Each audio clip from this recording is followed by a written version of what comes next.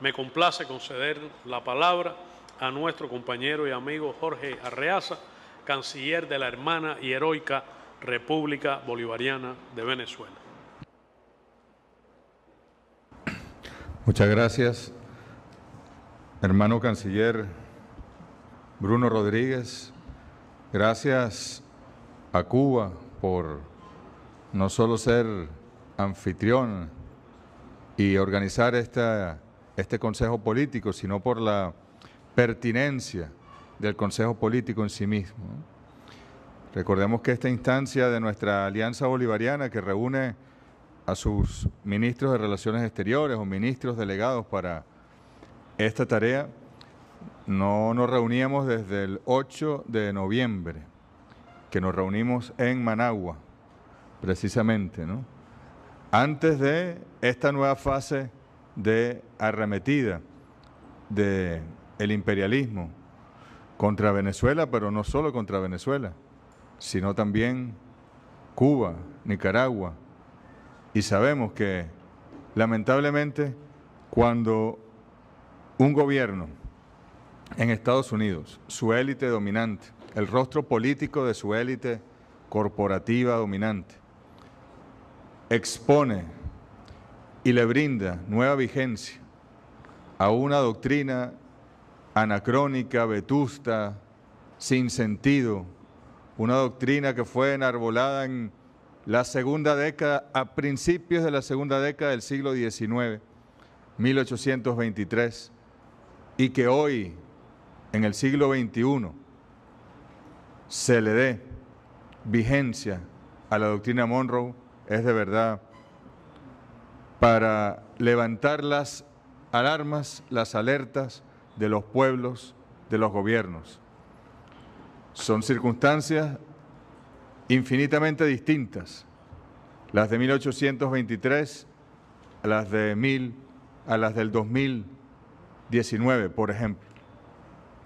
Uno recuerda mucho al secretario de Estado del presidente Obama, John Kerry, quien dio ya por caduca, por terminada la doctrina Monroe, secretario de Estado. Bastó que llegara al poder esta nueva corriente de la élite dominante en Estados Unidos, supremacista, racista, anti-latinoamericana, anticaribeña, antiafricana, antisur, para ponerla de nuevo en vigencia. En el caso venezolano, le agradezco las palabras del canciller Bruno. Ha sido realmente palpable, tangible en los últimos meses. En este capítulo, recuerden ustedes, y el ALBA siempre lo ha tenido muy presente, tanto en su consejo político, en el consejo presidencial, como en el consejo de movimientos sociales, que nuestro continente, nuestra América latinoamericana y caribeña, es un territorio en disputa por sus riquezas, por sus potencialidades, por sus capacidades.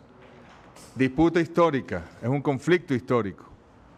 Ya uno de los padres fundadores de los Estados Unidos, Thomas Jefferson, si no me equivoco, en 1797, por allí, llegó a decir que, en su opinión, las colonias españolas en América estaban en buenas manos al estar bajo el dominio español.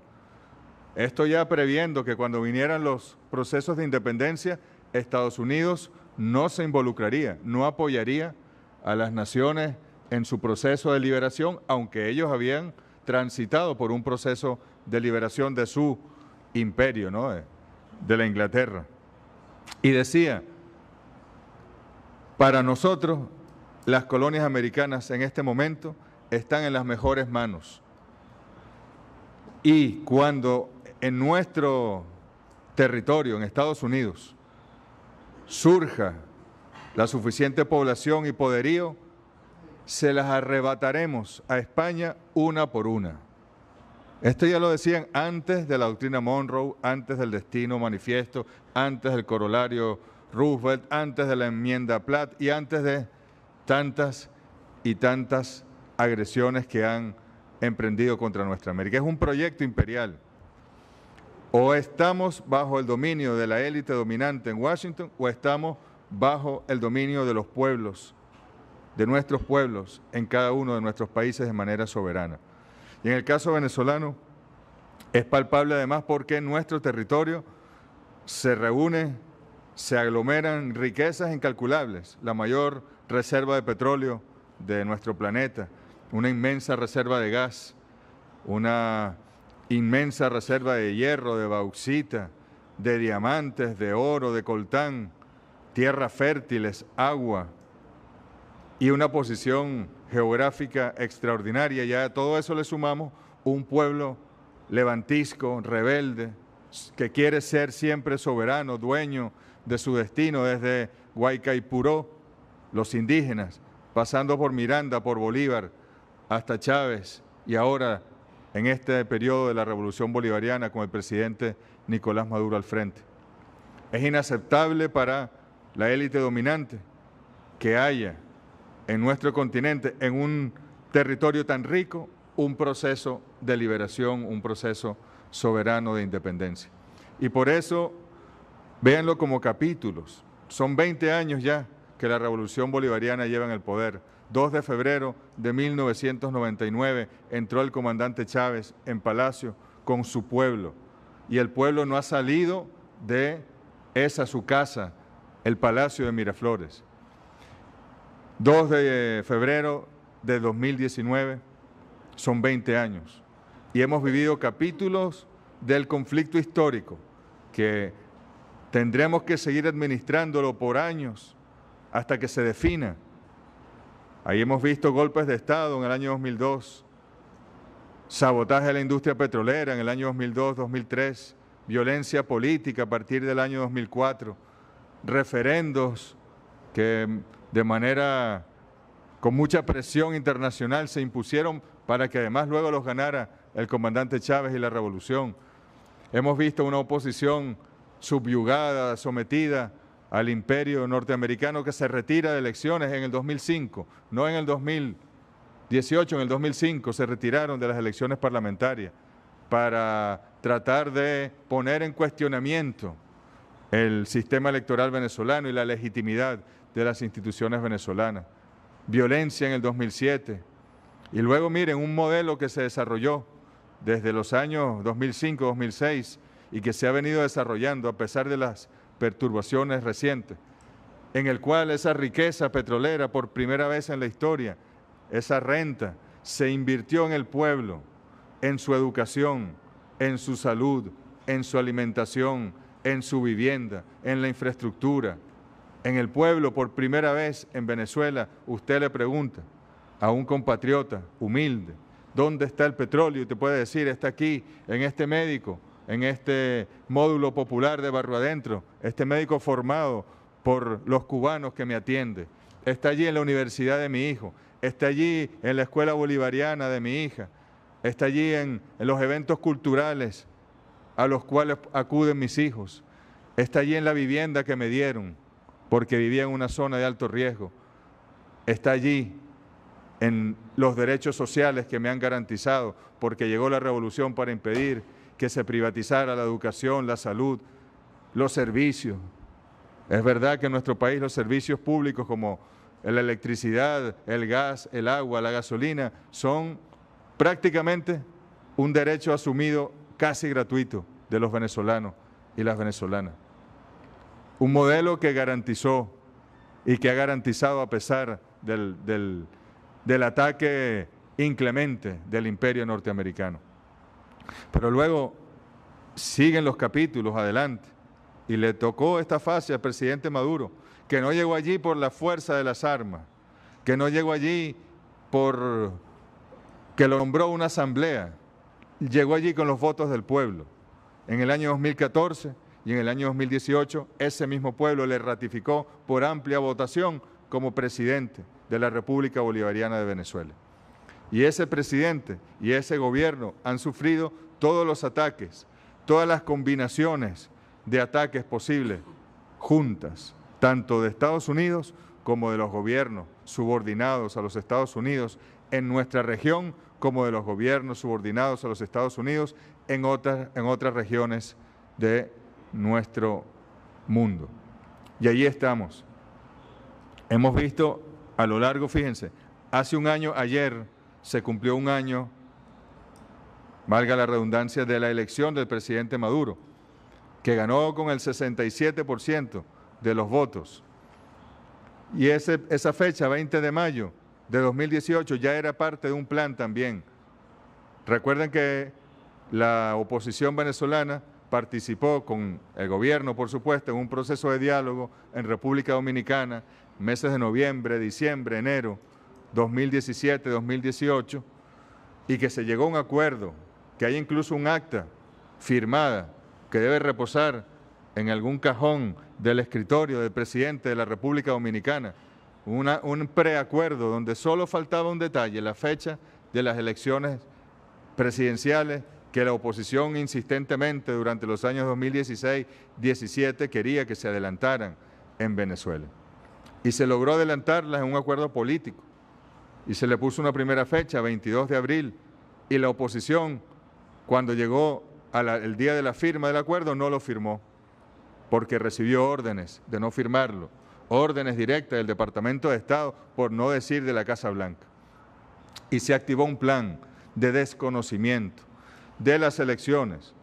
Pero imagínense ustedes que ya antes de que hubiese este acuerdo, el subsecretario de Estado, John Sullivan, en enero del año 2018, había dicho que el gobierno de Estados Unidos desconocería cualquier resultado de cualquier elección que se convocara en Venezuela, incluso si era producto del diálogo entre las partes.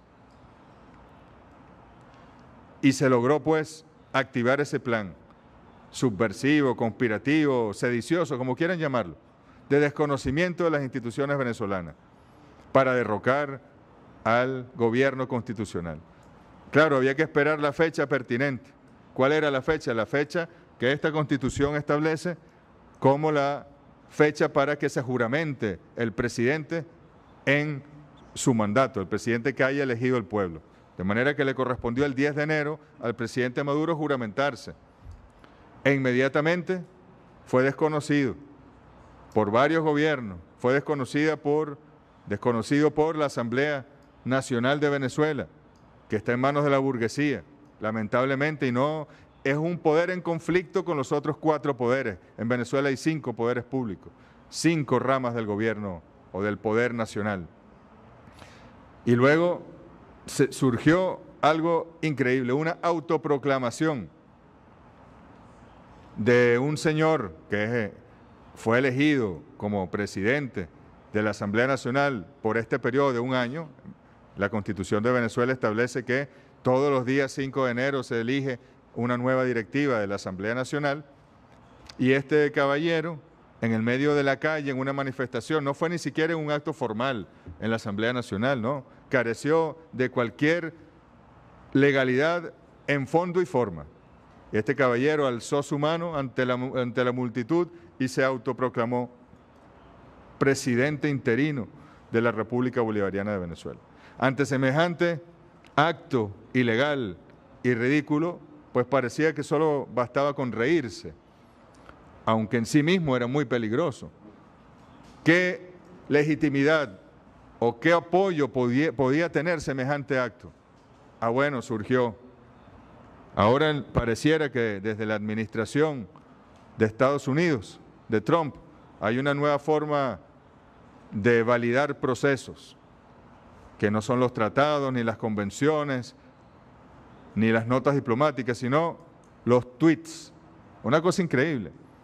El señor Mike Pence, 10 minutos después que se autojuramentara el señor Guaidó, bueno, le reconoció como presidente encargado interino de Venezuela. Y a los 15 minutos fue el presidente de Colombia, y después Bolton, y después el de Chile, y después el de Argentina. Y así fuimos, viendo la barbaridad. Y en la noche, también, mediante este método protocolar y formal de las relaciones internacionales, el Twitter, se pronunció el señor presidente de los Estados Unidos, Donald Trump, reconociendo al señor Guaidó. Y a los pocos días, los países de la Unión Europea, 24 de ellos, después de haber puesto ultimátum al presidente Maduro, o convocas elecciones o te desconocemos. Bueno, por supuesto que ningún ultimátum tiene resultado ante países soberanos, y también decidieron reconocer a un ilegal ciudadano como presidente de un país. Bueno, el señor Bolton hace 2 días, querido Bruno, decía en un tuit también, ¿no?, que el gobierno legítimamente electo en Venezuela está luchando contra el régimen de Maduro. O sea, ya él le inventó elecciones, que sería quizá una elección que hicieron en la oficina Oval. A lo mejor estaban reunidos allí señor Trump, Bolton, Pompeo, 2 o 3 más, y escribieron unos papelitos y eligieron ellos, ¿no? Esa sería la elección, porque más nadie eligió a ese señor. La única elección que había en Venezuela fue el 20 de mayo, participaron 9 millones de venezolanos y eligieron más de 6 millones a Nicolás Maduro. Y luego hemos visto pequeñas fases, ¿no?, pasajes de ese capítulo, desde el golpe de Estado, la ayuda humanitaria, como decía Bruno, trataron de, ridiculizando la noción de ayuda humanitaria, tergiversándola, porque ni neutral, ni independiente, ni ninguno de los principios que debe cumplirla, trataron de violentar la soberanía de Venezuela forzando esa supuesta ayuda humanitaria a través de los puentes internacionales desde Colombia, donde denunciamos aquí que ha habido una agresión contra Venezuela. El gobierno, y nos duele decirlo, de Colombia, que bastantes problemas tienen, están de nuevo en una guerra interna. El paréntesis de paz del presidente Santos parece que ha llegado al final, y todos los esfuerzos que se dieron aquí en La Habana y todos los países garantes que ayudaron, parece lamentablemente que han llegado a su final. Bueno, pero desde Colombia, para distraer a su opinión pública, no hacen más que agredir a Venezuela. En la agenda del señor canciller de Colombia, el 90% de sus actividades, de su discurso, son contra el gobierno de Venezuela y bastantes problemas que tienen ellos. Pero desde Colombia denunciamos una agresión. Desde allí se organizó, se planificó y allí se entrenaron los responsables del magnicidio frustrado contra el presidente Maduro el 4 de agosto del año pasado. Hemos denunciado, y el presidente mismo, Maduro, ha denunciado que hay paramilitares venezolanos y colombianos entrenándose en territorio colombiano para agredir a Venezuela. Y siguen atacando a Venezuela desde Colombia. Prestan su territorio para una agresión imperialista, prestan la logística.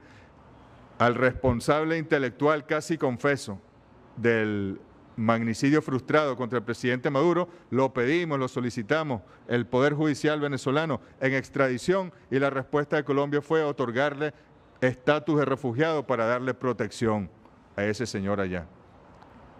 Es una agresión sin precedentes tal vez. Tenemos que denunciar también en esta fase un bloqueo económico. Ya Cuba es experta en cómo superar y cómo sufrir el bloqueo que impone unilateralmente Estados Unidos. Pero en Venezuela han utilizado nuevos métodos. Hoy en día nuestro sistema de compras, de procuras del Estado, una economía importadora lamentablemente por el modelo petrolero que se impuso, bueno, está prácticamente impedido de usar el sistema financiero. El dólar no se puede usar, ha sido prohibido. Pero si yo quiero comprar un medicamento, quiero comprar un alimento, quiero comprar algún insumo para producir, no hay manera física, material, de que se logre. Peor aún, tratamos de hacer las transacciones y cuando el dinero llega a los bancos corresponsales, lo bloquean allí.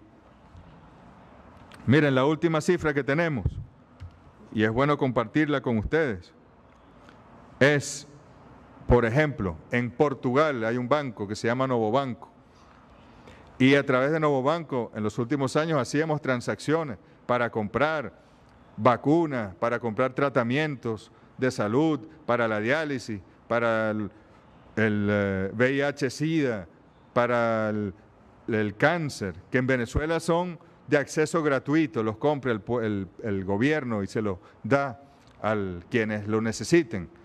Pero las semillas para la producción, los insumos para la producción industrial, todo se estaba haciendo. Buena parte de las compras del mundo se hacían a través de este banco. Bueno, Novobanco este año con las nuevas sanciones, entre comillas, porque nadie tiene, y mucho menos Estados Unidos, la autoridad para sancionar a otro país, en este momento tiene bloqueado 1.547 millones de dólares del Estado venezolano. Allí hay bloqueado recursos para la salud del pueblo, ahí hay bloqueado recursos para la producción agrícola, recursos para la construcción de viviendas, recursos para la inversión en Venezuela. Por decirles un ejemplo, en el Banco de Inglaterra tienen 1.323 millones de dólares bloqueados en oro venezolano, sin ninguna explicación legal. Confiscaron nuestra empresa más importante en el exterior, que seguramente quienes han visitado Estados Unidos han visto, Citgo, que tiene estaciones de servicio, que tiene refinerías. Es venezolana, es propiedad, es un holding, y la propiedad final es de Petróleos de Venezuela. Bueno, el señor Trump y compañía decidieron confiscarla, una decisión cuasi comunista. Se la quitaron al Estado venezolano y dicen que ahora está bajo control del gobierno interino, no sé qué. Y han empezado a emitir endeudamiento sobre nuestra empresa sin autorización de PDVSA. Han empezado a pagar bonos a sus amigos ricos. Hace 2 días pagaron un bono sin autorización legal de ningún tipo.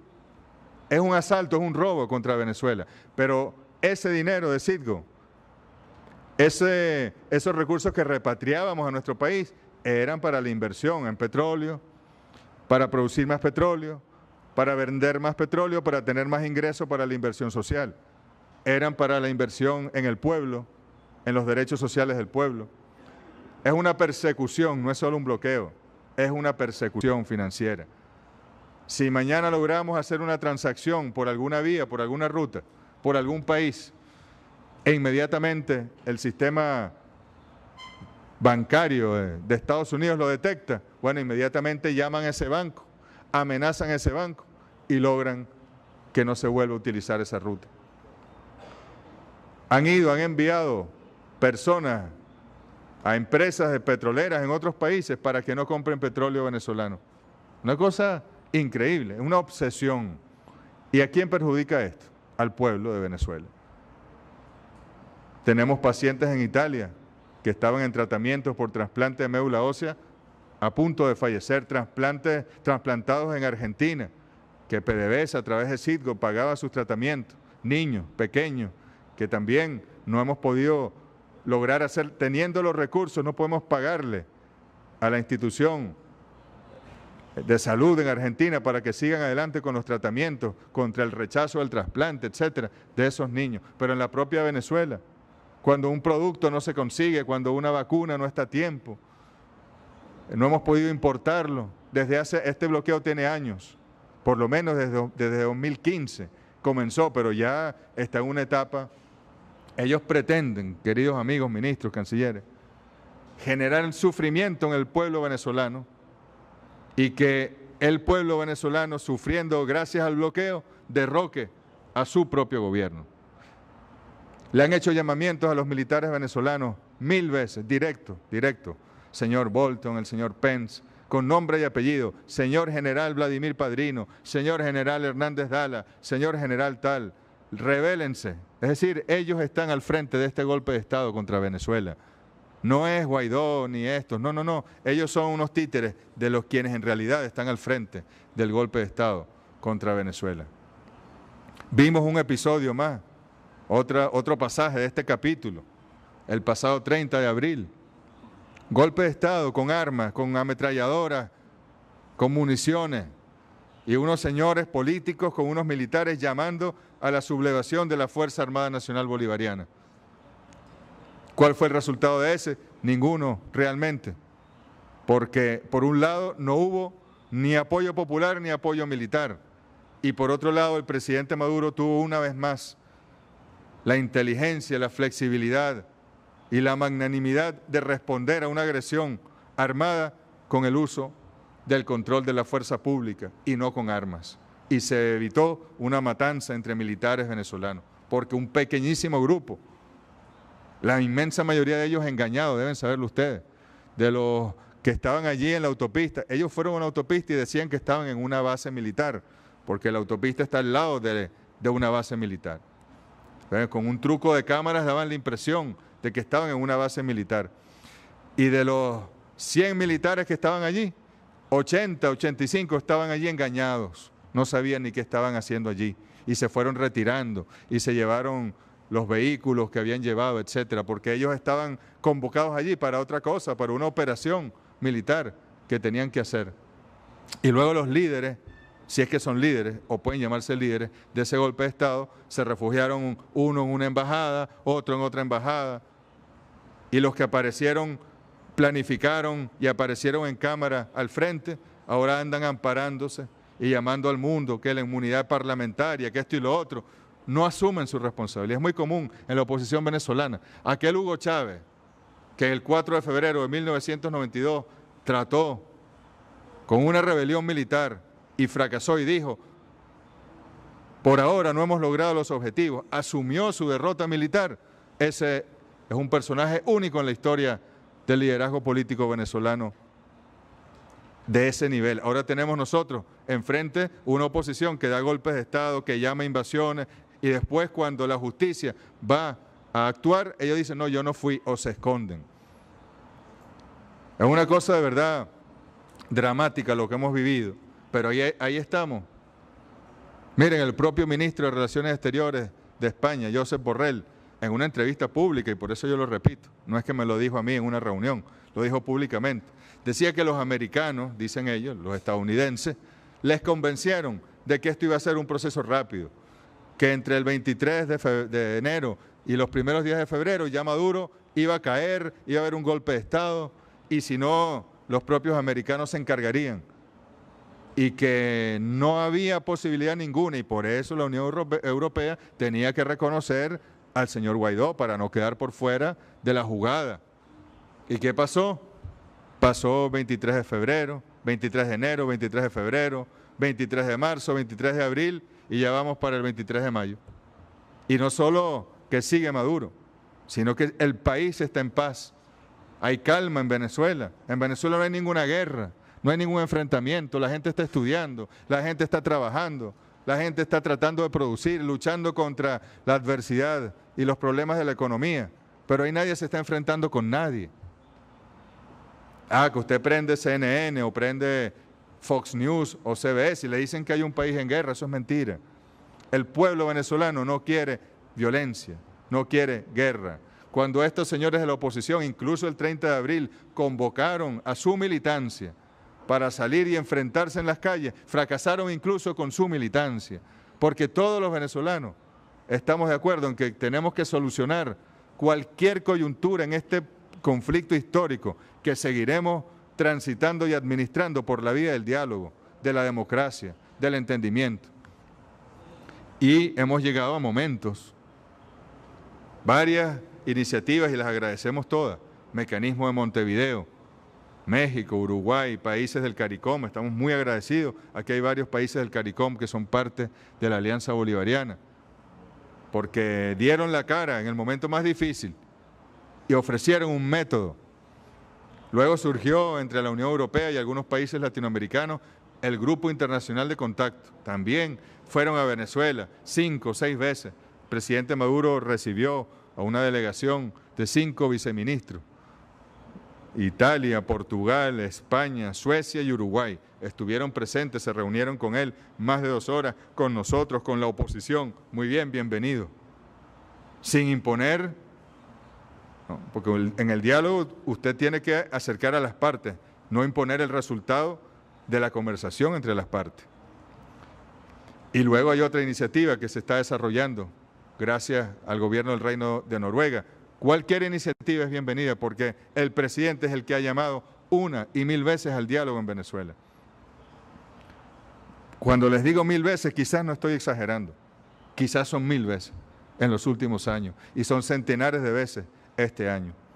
Y por eso queríamos hacer este reporte, queridos cancilleres, querido canciller Bruno, para que estén ustedes al tanto de los acontecimientos en Venezuela, para que tengan la información en tiempo real. Y es nuestra alianza bolivariana la llamada, porque han tratado también en esta estrategia imperialista, han tratado, y con éxito en algunos casos, de disolver los mecanismos de integración latinoamericana. Vean ustedes el caso de la UNASUR. Aquí hay 3 países presentes de la UNASUR: Bolivia, Surinam, Venezuela. Bueno, no diríamos que la han destruido. Está en un congelador. Y más temprano que tarde, querido canciller Pari, de Bolivia, la UNASUR estará de nuevo en plena actividad. Hay que tener paciencia estratégica en estos casos. Pero por ahora es un mecanismo con el que no contamos. Incluso han tratado de diseñar uno paralelo para sobreponerse sobre la UNASUR, ideologizando las relaciones internacionales, con intolerancia política, ideológica, triste. La CELAC, nuestra querida CELAC, de la que formamos parte todos los que estamos aquí y todos los países de nuestra América y el Caribe, bueno, está allí batallando, pero se ha reducido su ritmo. Tenemos que hacer un esfuerzo desde la Alianza Bolivariana para impulsar, y mucho más aún, teniendo Bolivia su presidencia pro tempore, para reimpulsarla, no por el bien de los países del ALBA, no, por el bien de todos los pueblos de nuestra América, independientemente de signos ideológicos de sus gobiernos, independientemente de las diferencias que haya entre los gobiernos. Es el gran proyecto histórico, la CELAC, nuestra comunidad de estados latinoamericanos y del Caribe, que aquí en La Habana proclamó nuestro territorio de América Latina y Caribeña como una zona de paz, y así debemos preservarla. Y con esto quería terminar: la paz. Nosotros somos objeto de una amenaza permanente de agresión militar por parte del más poderoso ejército que haya conocido la humanidad, el ejército de los Estados Unidos. Su comandante en jefe, Donald Trump, en agosto del año 2017 fue el primero en decir que no descartaba una operación militar sobre Venezuela. Y de allí en adelante, bueno, su segundo, el señor Pence, un hombre conservador, religioso, antisocialista, intolerante, ha dicho una y mil veces, hasta en el Consejo de Seguridad, en el Consejo de Seguridad de Naciones Unidas, que todas las opciones están sobre la mesa cuando se trata de Venezuela, y por supuesto lo dice directamente, la opción militar también está sobre la mesa. Ahí está un señor que dice que representa al señor Guaidó en los Estados Unidos, tratando de que lo atiendan desesperadamente en el Comando Sur para organizar la invasión contra su país, contra Venezuela. Una cosa increíble, nunca vista, de verdad. La indolencia de quienes, debe ser que no tiene familia, amigos en Venezuela, que no le duele su país. Tendrá de venezolano ese señor, si acaso, un pasaporte o una cédula de identidad, pero no tiene absolutamente ningún sentimiento nacionalista. Lo último que puede hacer un patriota es desear una invasión contra su pueblo. Es además una demostración de cobardía, de lo incapaces que son, y que tengan que llamar al tío Sam para que con sus armas venga a hacer lo que ellos son incapaces de hacer. Pero es la realidad que estamos viviendo. Y creemos que el ALBA, nuestra alianza, debe alzar su voz para impedir en Venezuela hoy, pero pudiese ser Nicaragua mañana o Cuba. Ya el señor Bolton ha dicho, ¿no?, la trilogía, la troika de las tiranías, ¿no? Ahí está. Nosotros no podemos permitirlo. En Naciones Unidas se organizó un grupo en el cual prácticamente estamos todos, creo que estamos todos los países, por esta coyuntura con Venezuela, pero no es un grupo para defender a Venezuela, no, es un grupo por la defensa de esta carta sagrada, la Carta de las Naciones Unidas, por la defensa del derecho internacional. Esta es una carta que nos abraza a todos, que todos los gobiernos la firmaron, incluyendo el gobierno de los Estados Unidos. En el artículo 2 de esta carta, el 2, 1, 2, o sea, los más importantes principios están expresados casi siempre en los primeros artículos de estos documentos.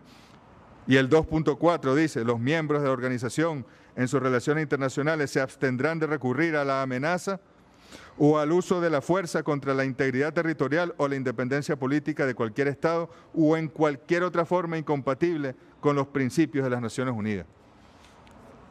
Ya como a Cuba y a otros países en el mundo, con nosotros hay una guerra económica, comercial, financiera, pero amenazan también con una guerra total, con el uso de las armas. Y ahí hay una fuerza armada, una milicia, dispuesta a todo por defender. Y más allá incluso, hay un pueblo, millones y millones y millones de venezolanas y venezolanos dispuestos a defender con las herramientas que sea su independencia, su soberanía. Pero no es una guerra lo que queremos en Venezuela.